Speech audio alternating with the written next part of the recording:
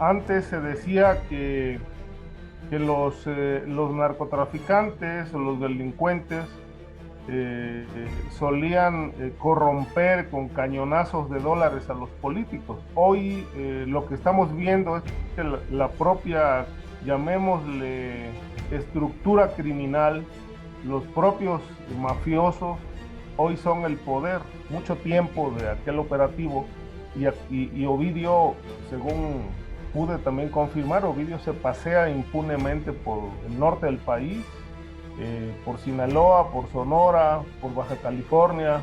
Estuvo en la boda de su hermana, este, como uno de los invitados especiales, y obviamente no hubo absolutamente ninguna acción oficial con el objeto de detenerlo. Es que quien hace la llamada telefónica a un alto mando militar para que liberen a Ovidio es precisamente Ismael El Mayo Zambada. Pude yo averiguar, es que él hizo la llamada, de la que se desprende después el contacto con, en ese caso, el alto mando militar que estaba con Alfonso Durazo el día del operativo.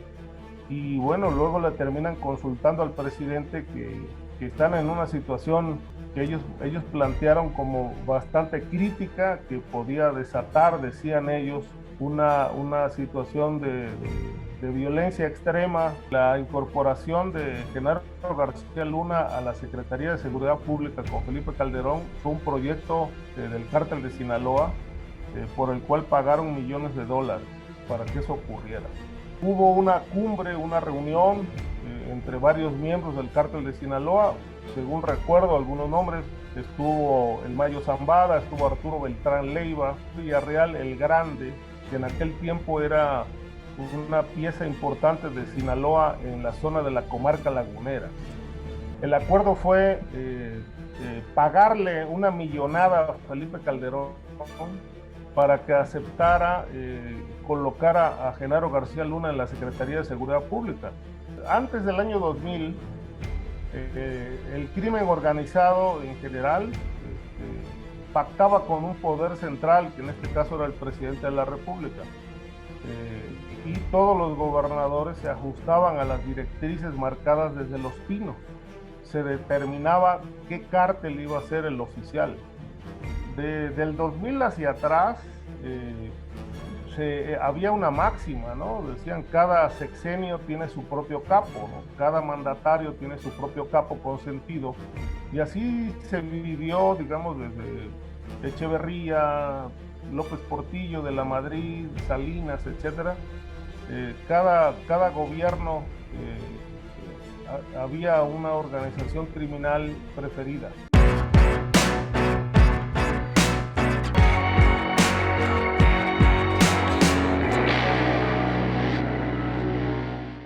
Se encuentra con nosotros en esta ocasión el periodista Ricardo Ravelo para platicar aquí, por supuesto, en la Octava Digital y, por supuesto, saludando a todos ustedes que nos acompañan de su libro Los Narcopolíticos, un libro de verdad de HarperCollins México, muy, pero muy recomendable y en el cual vamos a profundizar. Ricardo, ¿cómo estás?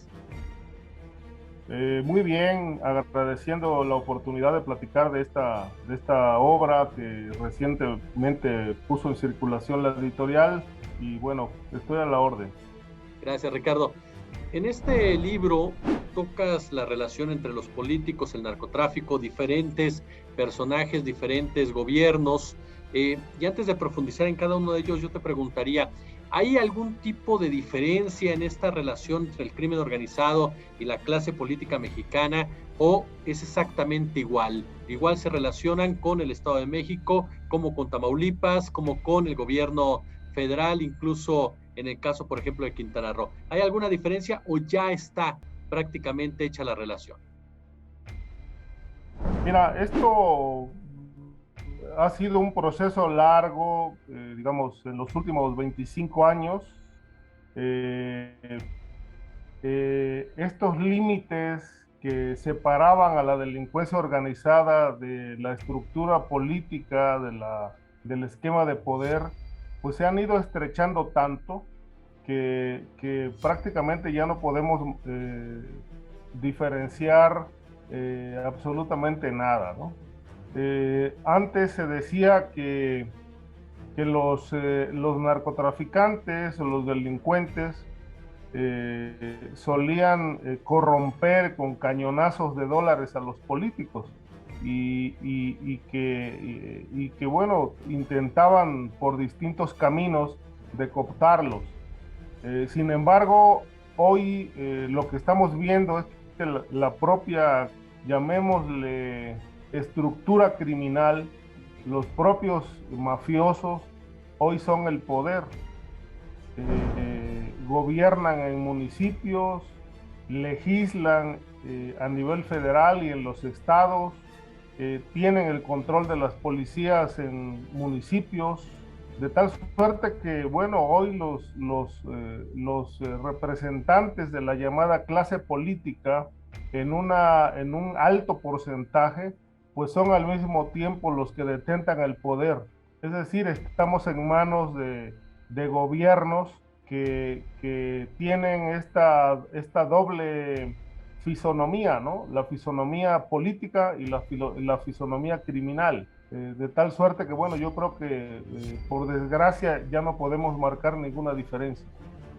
Ricardo, ¿quién maneja el negocio? Recuerdo hace unos días en una entrevista que también nos otorgaste aquí en la Octava, que hablábamos sobre que a final de cuentas se puede tener al narcotraficante, pero no el narcotráfico. Pero ¿quién maneja el negocio de las drogas realmente? ¿Los políticos, los estados o los cárteles? Bueno, yo te podría decir que el negocio en sí lo manejan los gobiernos, ¿no? En este caso, la estructura del Estado, la misma estructura de gobierno, es la que está a cargo del negocio. Es decir, si los cárteles y los narcotraficantes florecen y pueden gozar de impunidad para manejar estos negocios, es precisamente porque tienen la complicidad con el Estado. Y yo iría un poco más allá. Es un negocio de los estados manejado a través de ciertos grupos dedicados a esta actividad.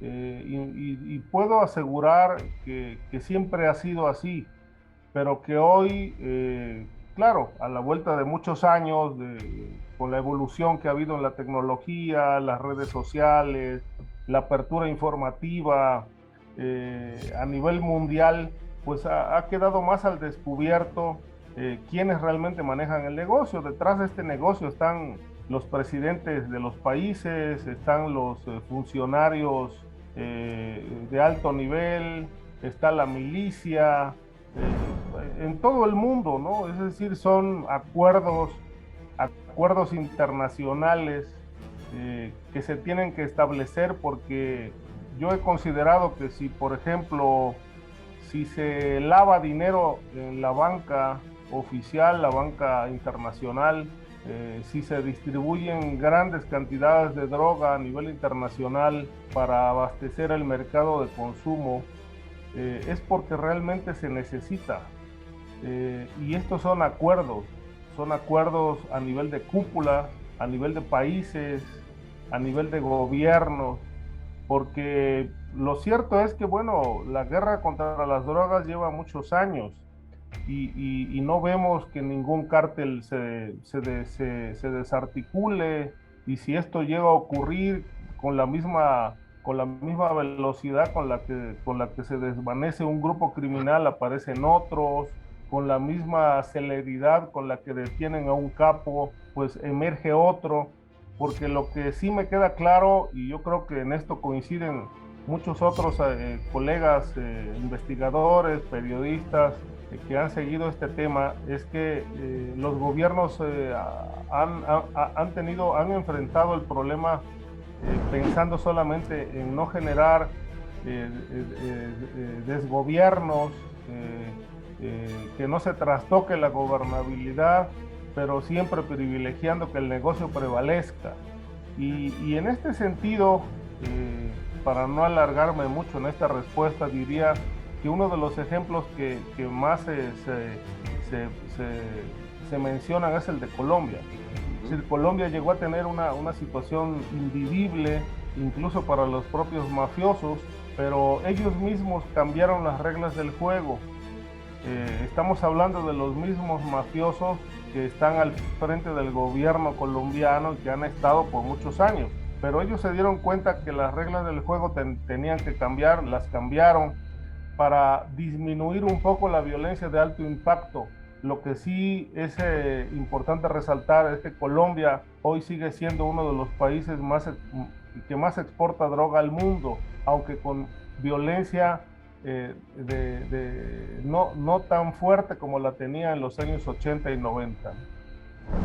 Ricardo, en tu libro, obviamente reitero que lo recomendamos muchísimo, abordas varios estados, Quintana Roo, abordas el caso de Jaime Bonilla, de Damaso López, de García Harfuch, de Yunes Linares en Veracruz, Graco Ramírez, pero me llama mucho la atención el tema del cártel de Sinaloa. El cártel de Sinaloa como una empresa criminal, te pregunto, que tiene vínculos tanto con el gobierno de Calderón, que vuelve a aparecer ahora en el gobierno de Andrés Manuel López Obrador, el papel del cártel de Sinaloa en estos gobiernos, mi querido Ricardo.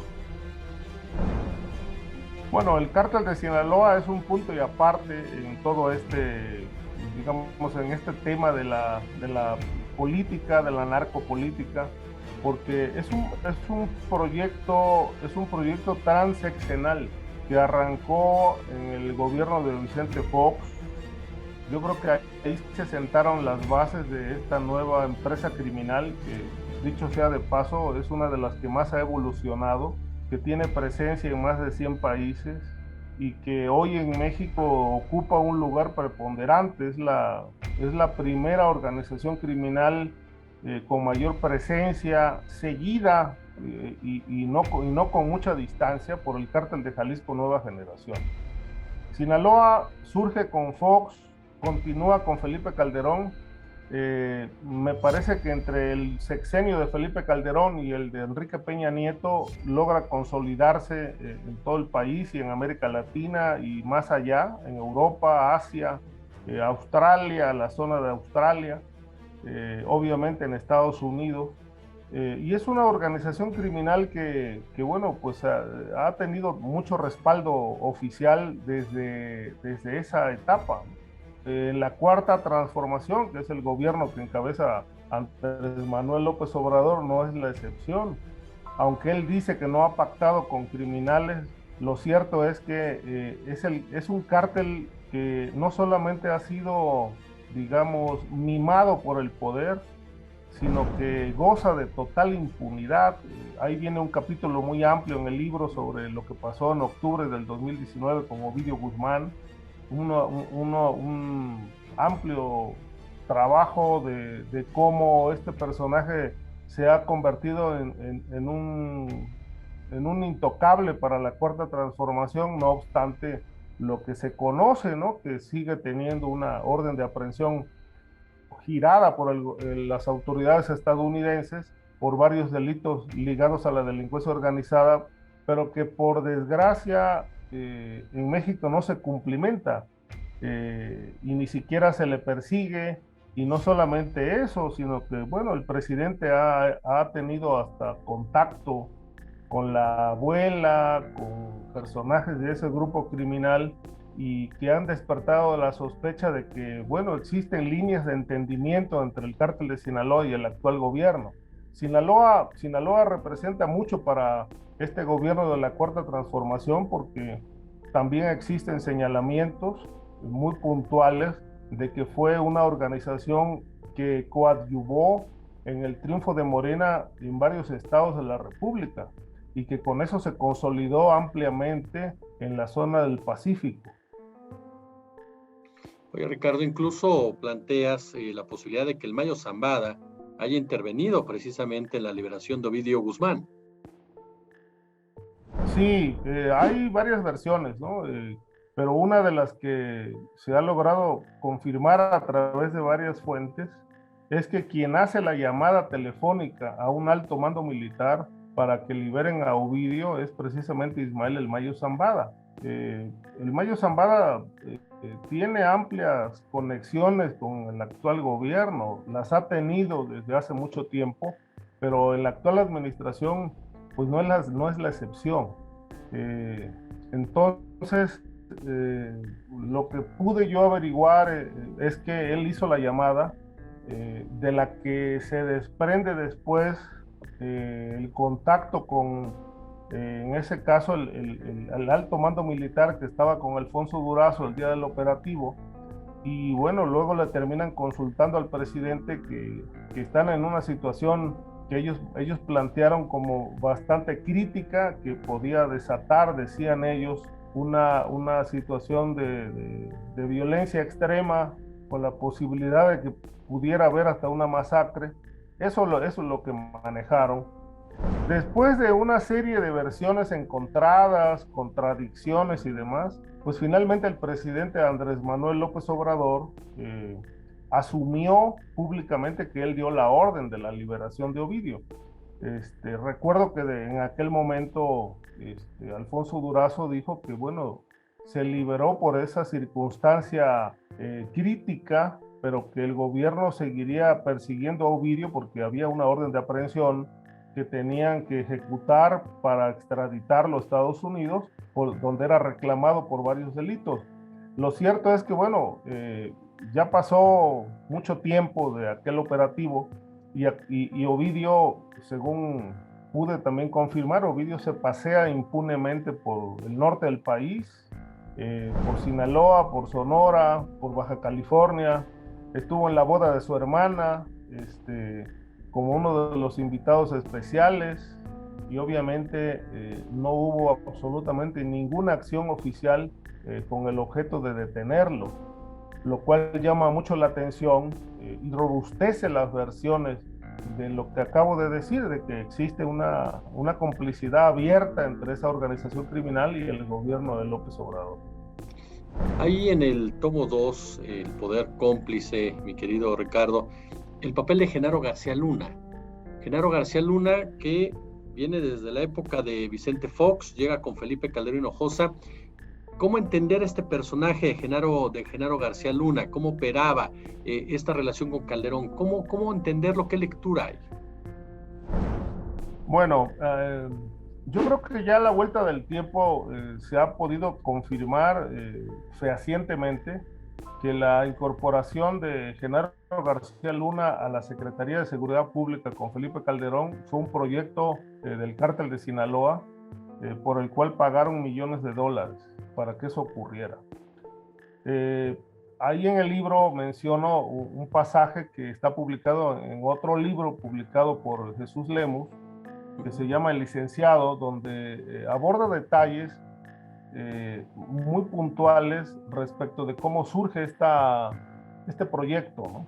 En realidad, para el cártel de Sinaloa, Genaro García Luna no era un desconocido, era un hombre muy ampliamente conocido por ellos desde antes de la administración de Calderón, y para ellos era importante tener un aliado en el gabinete de Felipe Calderón. Hubo una cumbre, una reunión entre varios miembros del cártel de Sinaloa. Según recuerdo algunos nombres, estuvo el Mayo Zambada, estuvo Arturo Beltrán Leiva, Villarreal el Grande, que en aquel tiempo era una pieza importante de Sinaloa en la zona de la comarca lagunera. El acuerdo fue pagarle una millonada a Felipe Calderón para que aceptara colocar a Genaro García Luna en la Secretaría de Seguridad Pública. Esto se acordó en Torreón, Coahuila, en una fiesta organizada por el entonces senador de apellido Anaya Llamas, senador panista, compadre de Felipe Calderón, que bautizó a su hija, y tanto Felipe Calderón como su esposa Margarita Zavala fueron los padrinos de bautizo. La reunión de capos concluyó que el Grande tenía que ser el mensajero, y entonces el Grande le llamó a Anaya Llamas, a quien conocía porque precisamente el hermano del Grande había estado casado con la hermana del senador panista. En ese momento ya estaban separados, pero fueron esposos. Entonces Anaya Llamas y el Grande tenían una buena comunicación. Le planteó el asunto Villarreal y Anaya Llamas le dijo, bueno, voy a celebrar el bautizo de mi hija, va a estar aquí el presidente electo, esto estamos hablando de mediados de 2006, y entonces ahí se llevó a cabo la reunión y estuvo el grande presente, y de acuerdo con los informes que se conocen al respecto, ahí se hizo el planteamiento del cártel de Sinaloa para que Genaro García Luna fuera el secretario de Seguridad Pública. La propuesta fue aceptada y así fue como García Luna se convirtió en el secretario de Seguridad Pública, ordenado por el cártel de Sinaloa, que Felipe Calderón sostuvo hasta el final, a pesar de las acusaciones de que estaba vinculado al crimen organizado. Hay un punto que me llama mucho la atención, Ricardo, de todo lo que tú planteas en este excelso libro. Además del cártel de Sinaloa, por supuesto, hablamos del nivel federal, pero a nivel local, por ejemplo, el Estado de México. ¿Qué diferencia hay entre el Estado de México y Tamaulipas en este vínculo? ¿Cómo operan los narcotraficantes con los gobiernos locales? La única diferencia es la posición geográfica, porque fuera de eso, la actividad criminal es muy parecida, ¿no? Es decir, quizá con un poco más violenta la zona de Tamaulipas, precisamente por ser una zona ligada a la frontera, con mucha actividad criminal, con impunidad, con autoridades vinculadas. Todo lo demás es muy parecido, sí, yo no le veo casi ninguna diferencia, salvo que, bueno, el Estado de México está en una posición geográfica distinta, que responde a intereses de rutas diferentes, porque el Estado de México más bien es la conexión hacia el Pacífico vía Michoacán, vía Guerrero, etcétera. Y Tamaulipas, bueno, es una zona, es un estado donde hay por lo menos 3, 4 cárteles disputándose el territorio, y que ha sido históricamente una zona de conflicto precisamente por esa envidiable posición geográfica. Ahora, fuera de eso, desde mi punto de vista, es tan corrupto y tan criminal el gobernador de Tamaulipas como el del Estado de México, porque en ambas entidades las policías juegan un papel clave en la protección del crimen organizado, que protegen al mismo tiempo los propios gobernadores. La impunidad se mide casi por igual, el lavado de dinero ni se diga, el narcomenudeo opera de manera abierta tanto en el Estado de México como en Tamaulipas, y bueno, la diferencia también es muy clara, ¿no? En el Estado de México gobierna un priista que está aparentemente lleva mejores relaciones con el poder central que el panista que gobierna Tamaulipas, pero por lo demás me parece que son territorios cooptados por el crimen organizado con la complicidad de los propios gobernadores. Hay que recordar que, por ejemplo, el caso de Alfredo del Mazo, hay un tema pendiente allí con unas inversiones en el Banco de Andorra en España que no se han sido del todo clarificados, ¿no? Que pueden estar ligados a un tema de lavado de dinero. Lo mismo que el caso de Cabeza de Vaca, gobernador de Tamaulipas, cuyo tema de desafuero pues hoy ha quedado en una suerte de impas, porque ignoramos si va a ser desaforado y va a ser llevado a la justicia para que enfrente las acusaciones, o bien es muy posible, como ha ocurrido con los casos de Sinaloa y Nayarit, que bueno, termina negociando con el presidente de la República y posiblemente hasta pueda ser premiado con una embajada o con un cargo en el gabinete, ¿no? Porque hay que recordar que los exgobernadores de Sinaloa y Nayarit, antes de la elección del 6 de junio, estaban siendo investigados por la Unidad de Inteligencia Financiera. Después de la elección y conocido el resultado en favor de Morena, pues se convirtieron en personajes ya prácticamente sin antecedentes que perseguir. Oye, Ricardo, siempre se había hablado, y tú lo sabes mejor que yo, de el narcotráfico y el gobierno federal como el gestor del crimen organizado. ¿En qué momento los estados en general comienzan a tener peso, comienzan a tener poder en este mundo, en esta relación criminal? Bueno, es muy interesante el planteamiento porque esto hay que hacer un poquito de historia brevemente. Hay que irnos hasta el año 2000, es decir, cuando antes del año 2000 el crimen organizado en general pactaba con un poder central, que en este caso era el presidente de la República, y todos los gobernadores se ajustaban a las directrices marcadas desde Los Pinos. Se determinaba qué cártel iba a ser el oficial. Del 2000 hacia atrás, había una máxima, ¿no? Decían, cada sexenio tiene su propio capo, ¿no? Cada mandatario tiene su propio capo consentido. Y así se vivió, digamos, desde Echeverría, López Portillo, de la Madrid, Salinas, etcétera. Cada gobierno había una organización criminal preferida.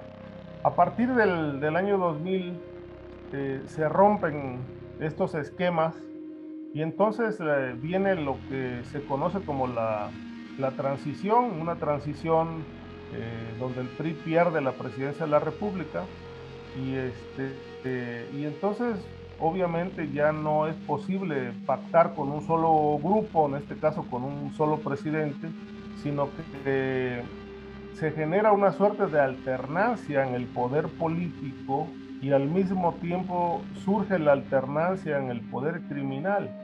De tal manera que, bueno, yo siempre he considerado que quienes mejores entendieron la alternancia fueron los capos, porque al no poder ya pactar con un poder central, pues se diseminó el crimen organizado por todo el país y entonces los grupos criminales se extendieron por toda la República y empezaron a pactar impunidad con cuanta autoridad se las garantizara, gobernadores, alcaldes, eh, diputados que tenían proyecto político amplio y entonces empezaron a financiar carreras políticas para poder tener control territorial, control policiaco y eso explica, me parece que con mucha claridad, lo que hoy está ocurriendo en el país, ¿no? Digamos, este control amplio del territorio que está en manos de la criminalidad, eh, territorios completos, distritos, zonas. Es decir, estamos hablando de por lo menos el 80% de los municipios del país actualmente están siendo gobernados por autoridades ligadas a alguna actividad criminal. Estamos hablando de controles en las legislaturas. Obviamente a nivel de los municipios no hay control sobre las policías, todas las policías están al servicio del crimen. Los alcaldes han llegado financiados por los mafiosos y en muchos casos los jefes de policía en los municipios son al mismo tiempo jefes de plaza de algunos cárteles de la droga. La narcopolítica, como lo podemos ver a la vuelta de 20 años, ha crecido muchísimo, ¿no? Hoy difícilmente podemos encontrar, digamos, a políticos con grandes capitales que no estén relacionados con lavado de dinero, con tráfico de drogas, con el negocio de la migración, etcétera, etcétera. Ahora, lo grave de todo esto es que todo esto ha ido construyendo un andamiaje que difícilmente ha podido destruirse, desarticularse, y desde mi punto de vista es la causa de toda esta violencia que vive el país. Hemos considerado también en el libro que para poder pacificar este país, primero se le tiene que pegar al corazón del crimen organizado, que es la estructura política, pero el presidente de la República hace oídos sordos y cierra los ojos ante el problema de la narcopolítica, porque precisamente muchos de los actuales nuevos gobernadores llegaron al poder financiados por el narcotráfico o por alguna otra actividad criminal. De tal manera que yo no entiendo cómo se va a pacificar el país si no se desarticula, primero que nada, la red política ligada a la mafia, el lavado de dinero y la red de empresarios que al mismo tiempo también están cobijando estos intereses. Mi querido Ricardo, para finalizar, preguntarte, ya los del gobierno federal, gobiernos estatales, el ejército. ¿Qué papel juega el ejército en el entramado de la narcopolítica? Mira, actualmente, bueno, el ejército ha jugado un papel trascendente en la protección de estos intereses oscuros, ¿no? El ejército ha protegido a criminales. Ahí están los testimonios de los hijos de Amado Carrillo, por ejemplo, que aseguran que muchos altos mandos militares le daban protección a su padre. Los militares ligados a los Beltrán, los militares ligados a distintos grupos criminales. En realidad, el papel del ejército ha sido de complicidad. Y cuando han realizado operativos para desarticular bandas criminales o detener a narcotraficantes, pues en realidad han fracasado ante esto precisamente porque ellos más bien han sido los garantes del crimen organizado más que una estructura que garantice la seguridad del país.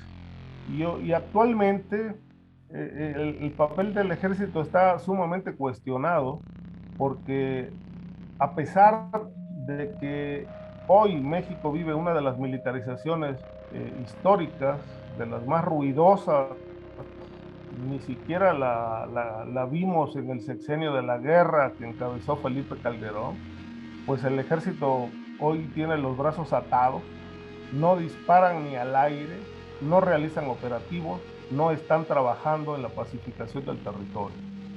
El presidente de la República, López Obrador, asegura que su gobierno está atacando las causas de la criminalidad. Sin embargo, cuando él se refiere a las causas, pues no podemos entender a qué causa se refiere, porque digamos ya a 3 años de distancia, por lo menos ya tuviéramos algún resultado mínimo, pero ya se reflejara en el escenario nacional, y el escenario nacional sigue impactado por la violencia del crimen organizado. No me parece que esto de atacar las causas sea algo verificable. Yo no sé a qué se refiere el presidente, si se refiere a la pobreza. La pobreza no es un detonador de criminalidad. Es decir, no entiendo esta política del actual régimen de no llevar una estrategia integral que vaya de la mano de la coerción, de la aplicación de la ley y de otros proyectos paralelos que puedan servir de soporte. Es decir, lo que sí se observa con mucha claridad es que hay mucho vacío de Estado y mucho vacío legal en todo el territorio. Y este vacío legal, digamos, este ejército atado de manos, no nos sirve a la sociedad. Necesitamos un ejército activo que confronte al crimen organizado, que no se está tocando ninguna estructura criminal. Por lo tanto, esta estructura criminal, que son por lo menos 16 cárteles en el país, pues tienen amplia capacidad de fuego, tienen amplia capacidad de corrupción, y el Estado lamentablemente no está haciendo nada. Insisto, y concluyo con esta parte, creo que el problema pasa por el vacío legal, y ahí donde no hay aplicación de la ley se genera el mejor asidero para que la delincuencia organizada florezca. Me parece que la delincuencia organizada encontró en la cuarta transformación una manga ancha bastante favorable para ellos, a grado tal que, bueno, el territorio se ha convertido en un paraíso para los grupos de poder, porque pueden delinquir, matar, masacrar a personas, desaparecer sin la posibilidad de que se les aplique la ley. Mi querido Ricardo Ravelo, autor de varios libros, por supuesto, pero en esta ocasión, narcopolíticos, te quiero agradecer muchísimo estos minutos para la Octava Digital. No, yo les agradezco a ustedes el interés por este libro. Muchas gracias por la oportunidad de platicar contigo.